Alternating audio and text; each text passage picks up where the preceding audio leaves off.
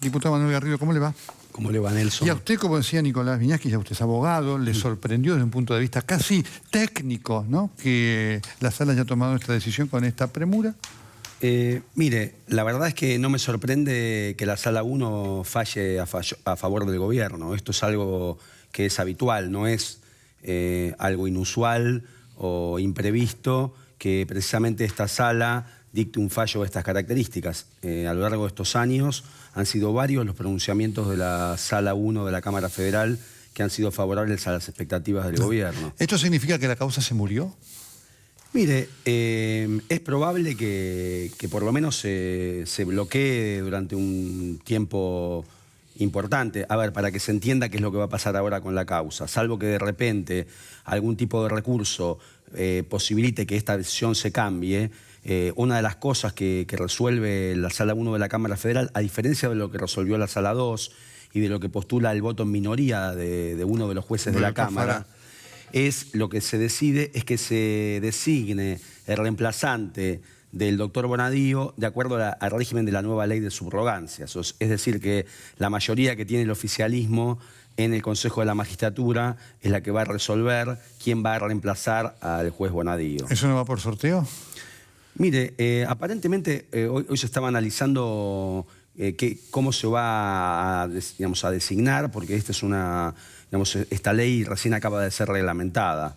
Y bueno, habrá que ver efectivamente entre quiénes lo van a sortear, porque además la ley vigente establece que o bien pueden designar a un juez ya en funciones, o bien pueden designar a alguien de una lista que en realidad no ha sido todavía constituida. Desde el punto de vista de la causa como tal, ¿qué elemento encuentra usted, de los dos o tres, estaba comentando Nicolás, relevantes, contundentes y generadores, no ya casi de sospechas, sino tal vez de evidencias en mi plena prueba, ¿no?, de esta situación? Los elementos que están planteados acá son elementos que ya estaban hace muchos años y que nunca se pudieron investigar, que tienen que ver con la evolución patrimonial de la presidenta y su familia, del origen de los fondos o de los recursos que están en sus declaraciones juradas, la veracidad de las declaraciones juradas, de sus declaraciones juradas personales, como también de los papeles vinculados a las empresas, en este caso Otesur o Alto Calafate.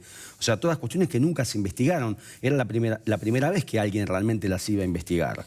Y bueno, otra vez sopa, como se dice. ¿Entiende usted que porque las pruebas, digamos, las evidencias están viniendo, las computadoras, los papeles, se perderán, se extraviarán, no los investigará nadie? No, habrá que ver. Usted sabe que esto se puede manejar con tiempos, que puede haber distintos planteos. Este es uno solo entre múltiples planteos que hicieron las defensas. Una de las cosas que hacen los jueces para que se entienda un poco, acá no había una recusación que tenía que resolverse por la Cámara. Lo que tenía que resolver la Cámara es un planteo de nulidad. El Código Procesal faculta a los tribunales, en el caso de que hagan lugar a una declaración de nulidad, a remover al juez, que es algo facultativo. Es lógico que esto tiene que darse en una situación de gravedad. Si ustedes leen el fallo van a ver que los jueces intentan agrandar la situación, como diciendo, bueno, que la conducta del doctor Bonadío ha sido grave porque no ha respondido exhortos de la justicia de Santa Cruz. Esto es una de las estrategias que está desarrollando la defensa, tratar de patear el expediente a la provincia de Santa Cruz para que vaya a la vía muerta. O, lo cuestionan por algunas otras cuestiones, por ejemplo, por haber llevado a cabo ese allanamiento con la Policía Metropolitana, que además los jueces lo leen de los diarios. O sea, la verdad que esto me parece también preocupante y que además se ignore el hecho de que normalmente los jueces tratan de garantizar el éxito de determinadas diligencias requiriendo la intervención de determinadas fuerzas de seguridad que estén alejadas de la persona que está siendo investigado. No es excepcional esto. No es excepcional porque normalmente cuando hay alguien investigado por una fuerza que está vinculado a una fuerza de seguridad, en este caso además la presidenta, que es la cabeza de todas las fuerzas de seguridad federales, bueno, evidentemente el juez lo que quiso es garantizar que no hubiera una filtración de que se iba a llevar a cabo la medida. Acá hay también un tema que quisiera plantearlo con usted, con la franqueza y ecuanimidad que queremos plantear esto. Bonadío fue para el gobierno durante mucho tiempo un muy buen juez. Decía la diputada Conti, Claudio es un muy buen juez. Y finalmente, mire lo que pasó. ¿Qué piensa usted de Bonadío como juez? Mire, para mí no es la Dalí de la justicia ni el emblema de Mani Pulite ni nada por el estilo. En realidad, estos jueces son los que este gobierno ha mantenido en sus cargos o ha fomentado. Este gobierno además ha agravado el vínculo indeseable entre los órganos de inteligencia y la justicia federal. Y lo que ha ocurrido a partir del año pasado, a partir de la pelea del gobierno con Estiuso, a quien respondían varios jueces federales, ha sido un enfrentamiento con parte de la justicia federal. O sea que el gobierno ha fomentado, ha utilizado ese vínculo ilegal, es algo que es propio de la República Argentina. La verdad que este vínculo entre parte de la justicia y los servicios de inteligencia que responden a este gobierno o a otros gobiernos es algo que realmente pone en crisis el sistema democrático, porque los jueces en gran medida no responden al esquema de división de poderes, sino que responden a una estructura o a vínculos oscuros con los servicios de inteligencia. En este caso pasa lo mismo. Esta situación de jueces que son cuestionables, que responden a los servicios de inteligencia, que no pueden justificar muchos de ellos los bienes que tienen, son utilizados luego por el gobierno para descalificarlos cuando investigan en causas o tocan intereses que afectan al gobierno. Lo mismo sucede con la ley de subrogancias. Un gran número de jueces provisorios que luego el gobierno puede modificar a su antojo cuando puedan llevar a cabo adelante o puedan llevar adelante investigaciones que comprometen al gobierno, es parte del mismo panorama, del mismo escenario que estableció este propio gobierno, y esa debilidad la capitaliza cuando se ve en riesgo por alguna investigación. Correcto, es decir, lo quiero marcar porque obviamente Bonadío fue un hombre muy incuestionable, pero claro, en un momento por alguna cosa empezó a hacer bien su trabajo en relación al gobierno. Sí, bueno, usted quizás recuerde que cuando nosotros creamos la Oficina Anticorrupción, sí, me acuerdo. El juez Bonadío arbitrariamente había decidido que todo lo que pedía la Oficina Anticorrupción lo iba a resolver negativamente. O sea que no es no es el arcángel San Gabriel. Solo que sí en este caso, lo pongo por el contexto, estaba haciendo bien su trabajo en principio. Cuanto más endebles son los jueces, más fácil es generar situaciones para apartarlos. Porque el problema es entonces, porque acá hay un elemento muy claro, a diferencia de la corrupción del menemismo, usted este tema lo viene estudiando e investigando, en el menemismo eran coimas, más difíciles de comprobar. Acá hay documentación existente de esto. Bueno, acá me parece que la novedad de este caso era que era la primera vez que efectivamente un juez abrió una investigación para chequear justamente una situación que está documentada, que tiene que ver con una situación patrimonial, que tarde o temprano se va a investigar. Claro. Esta es la circunstancia o el dato nuevo acá, que había una causa abierta, alguien a quien no podían frenar y que estaba llevando a cabo una investigación. Más allá de la persona, del juez, lo cierto es que la presidenta nunca rindió cuentas ni a la ciudadanía ni a la justicia sobre su más que dudoso patrimonio. Este es un punto importante que usted dice, porque al gobierno le quedan ya 5 meses. Es decir, acá hay evidencia que se va a extender y tiene validez más allá del 10 de diciembre próximo. Bueno, eso explica por qué se dictó una ley de subrogancias que en gran medida es inconstitucional y que intenta bloquear los nombramientos en la justicia y garantizar que quienes sean reemplazantes en la justicia respondan al gobierno.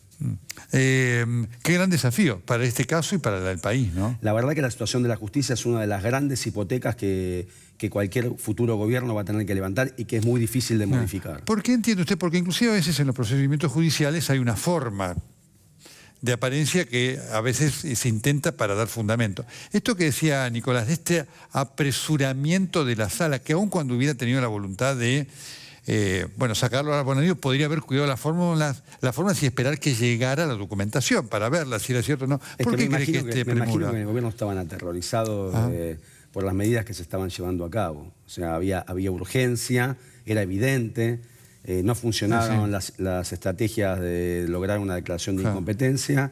Y bueno, esta es la manera más fácil que encontraron. Una declaración de nulidad con un apartamiento. Quiero decirle también que la razón de la nulidad, a mi criterio, es un invento. Porque acá no había ninguna peritación que se estuviera, digamos, no se declaró la nulidad de una peritación. Se declaró la nulidad de la decisión del juez de pedirle a unos peritos que lo ayudaran a plantear qué era lo que debía peritarse. Y la defensa podía haber cuestionado los puntos de la pericia, podía haber cuestionado y recusado a los peritos que había designado el juez, tenía facultades para nombrar sus propios peritos, un montón de cosas que de ninguna manera lo que acá se declara como nulo Claro. afectado. Es decir, que por una razón como esta no se declaran nulidades. Esto es un formalismo exagerado. No se remueve a un juez. Es un formalismo exagerado, Claro. el que justifica la decisión, y si se ve la disidencia de uno de los jueces de la sala, inclusive invoca jurisprudencia de otra sala y de la propia Claro. sala 1, en donde se sostenía un criterio distinto. Es decir, usted tiene la sospecha que había una premura para que el juez no accediera a los datos que vienen en esa documentación que está en viaje desde Río Gallegos a Buenos Aires. Había medidas, había allanamientos, había una investigación en curso y, bueno, la manera que encontraron para pararla es una declaración de nulidad, apartarla al juez y, bueno, y patear la cuestión para adelante. ¿Entiende usted que el nuevo juez que llegue podrá hacerse tan el distraído con respecto a estas evidencias? Mire, hay un tema que también tiene que ver con los tiempos. Habrá que seguir de cerca y ver qué es lo que va a hacer. Porque además hay pedidos de incompetencia pendientes. Yo no creo que el gobierno cese en la presión para lograr acabar con esta cuestión. O sea, no creo que digamos, por experiencia en otras causas anteriores, no creo que solo estén intentando ganar tiempo, sino que seguramente van a tratar de que este expediente quede en la nada. La verdad que bueno, es una muestra más de la impunidad, de la corrupción que caracteriza a nuestro país. Y usted que ha estudiado el caso en lo que haya podido estudiar, ¿no es cierto?, con las pruebas o evidencias que haya podido conocer con esta limitación, ¿no es cierto? ¿Usted tiene alguna duda de que hay allí encerrado un delito que amerita investigación? Mire, a ver, yo no fui el que hice la denuncia la hizo la diputada Stolbizer, en donde halló una serie de contradicciones, inconsecuencias en las declaraciones juradas, en los papeles y balances de las empresas. Me parece que hay un montón de cosas que es coherente además con las sospechas que existieron desde siempre y que un juez serio e independiente debería investigar. ¿Y hoy la Argentina tiene ese juez serio e independiente para investigarlo en la justicia federal? Digamos, supongo que algunos deben tener esa característica. ¿O lo que le pasó a Bonadío, al margen de Bonadío, es una advertencia para otro?